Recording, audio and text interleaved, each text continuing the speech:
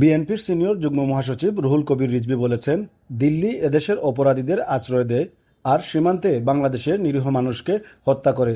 তাদের এই প্রবণতা বন্ধ করতে হবে। আজ বুধবার বিকেলে রুহুল কবির রিজভী সিলেটে বৈষম্য বিরোধী ছাত্র আন্দোলনে পুলিশের গুলিতে নিহত সাংবাদিক এটিএম তুরাবের বাড়িতে পরিবারের সদস্যদের সঙ্গে সাক্ষাৎ করে গণমাধ্যম কর্মীদের একথা বলেন। দেশকে সুসংহত করতে বর্তমান অন্তর্বর্তী সরকারকে আরও আন্তরিক হওয়ার আহ্বান জানিয়ে রিজভী বলেন, একটি পক্ষ দেশকে অস্থিতিশীল করার চেষ্টা অব্যাহত রেখেছে।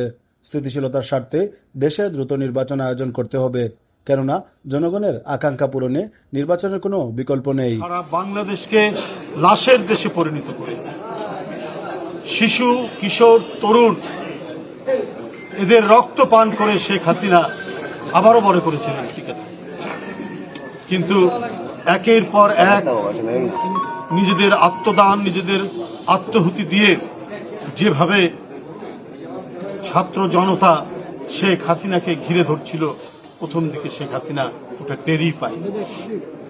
শেষ দিন পর্যন্ত সে চেষ্টা করেছে দরকার হলে 1-2 লক্ষ লোককে হত্যা করে হলেও তাকে টিকে থাকতে, কিন্তু সেটি আর তার পক্ষে সম্ভব হয়নি।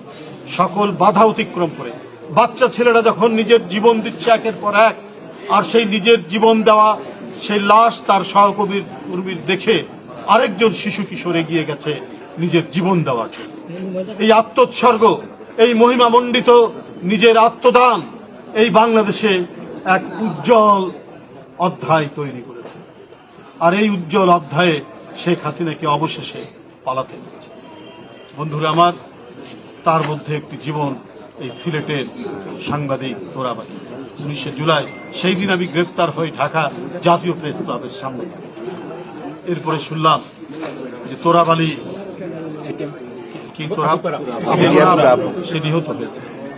নয়াদিগন্তের এই তরুণ সাংবাদিক মাত্র 2 মাস আগে যার শুভ পরিণয় হয়েছে, বিয়ে হয়েছে, তার নববধূকে বিধবা করে শুধুমাত্র দেশের স্বাধীনতা, গণতন্ত্র, দায়িত্ব পালন করতে গিয়ে নিজের জীবন অকাতরে দিয়ে দিয়েছে। সেদিন বিএনপির কর্মসূচি ছিল, সেই কর্মসূচির দায়িত্ব পালন করতে গিয়ে আবু তোরাব এই পৃথিবী থেকে বিদায় নিয়েছে। এই আত্মদান তো বৃথা যাবে না, এই আত্মদান তো বৃথা যেতে পারে না। আজকে শেখ হাসিনাকে যারা আশ্রয় প্রশ্রয় দিয়েছেন দীর্ঘ 15-16 বছর, এখনো তারা দিয়ে যাচ্ছে। গোটা পৃথিবীর মানুষ বাংলাদেশকে শেখ হাসিনার আমলে একভাবে দেখেছে, তারা আরেক দেখছে। বারবার বলা হয়েছে বাংলাদেশের মানুষ কি মানুষ না? দেখা মাত্রই সীমান্তে আপনি গুলি করে হত্যা করেন। আপনি ঠাকুরগাঁর বালিয়াডাঙ্গিতে গুলি করে জয়ন্ত কুমারকে হত্যা করলেন কয়েকদিন আগে। 1 সেপ্টেম্বর এই বৃহত্তর সিলেট জেলার মৌলভীবাজারে স্বর্ণা দাস তাকে গুলি করে হত্যা করলেন। বাংলাদেশে যদি আওয়ামী লীগ বিএনপির মধ্যে কোথাও কখনো মারামারি হয়, তখন আওয়ামী লীগের কোন নেতা, তার নাম যদি ধনঞ্জয় হয়, তার নাম যদি সুকুমার হয়, এইটাকে দিল্লি এবং ভারতের বিভিন্ন পলিসি মেকাররা সাম্প্রদায়িক দাঙ্গার খেতাব দেয়।